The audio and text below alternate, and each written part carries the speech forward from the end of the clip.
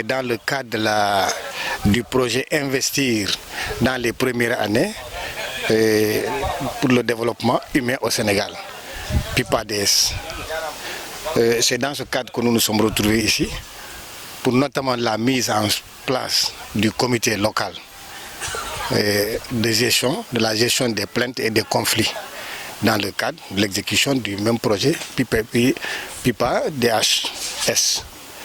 Comme vous le savez, je pense que c'est l'année passée, nous avons eu à recevoir une délégation du ministère de l'Agence nationale de la petite enfance et des cas des tout-petits. Et à cette occasion, les villageois ont identifié un site qui a fait l'objet de délibération de la part du conseil municipal. Et jusqu'à ce jour, il n'y a pas de problème là-dessus. Cette délibération du conseil aussi a été approuvée par l'autorité pour que le site soit mis à la disposition du projet. Nous espérons que les travaux vont démarrer bientôt à la grande satisfaction des populations. Car c'est un village, je peux dire dans l'arrondissement Santankoy, c'est un village qui fait partie des rares villages qui s'intéressent vraiment à la petite enfance, à la prise en charge de la petite enfance. Vous avez vu ici des locaux qui abritent presque une quarantaine d'enfants et qui ne sont pas des locaux adaptés. C'est l'engagement des populations. Donc, si elles sont accompagnées dans ce cadre, vraiment on ne peut que se féliciter. Et le projet PIPA-DHS est un projet à plusieurs volets. Nous avons le volet éducation, volet nutrition, volet construction, volet même la prise en charge au niveau de l'état civil. Donc c'est un projet englobant.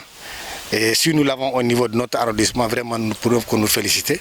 Et féliciter Madame Diouf avec sa délégation. Et le comité a choisi déjà son animateur qui remplit les critères.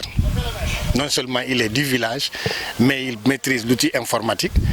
Et c'est un garçon déjà qui est engagé dans le bénévolat au niveau de l'enfance ici de la case des tout-petits.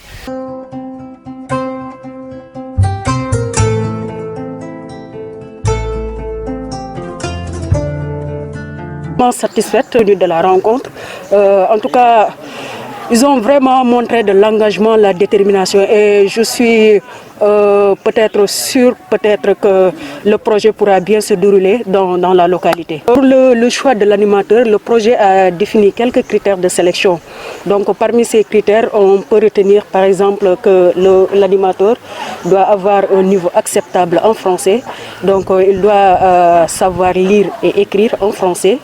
Donc il doit être également quelqu'un d'engagé, déterminé également à servir sa communauté, être également du milieu, c'est-à-dire résident de la localité, quelqu'un également qui maîtrise un peu ou bien qui connaît la langue dominante de la localité, quelqu'un qui est un médiateur social, un bon communicateur, donc, et qui sait manipuler également l'outil informatique. L'animateur a été sélectionné également avec l'ensemble de la population, donc ils ont pu identifier une personne qui remplit ces critères-là.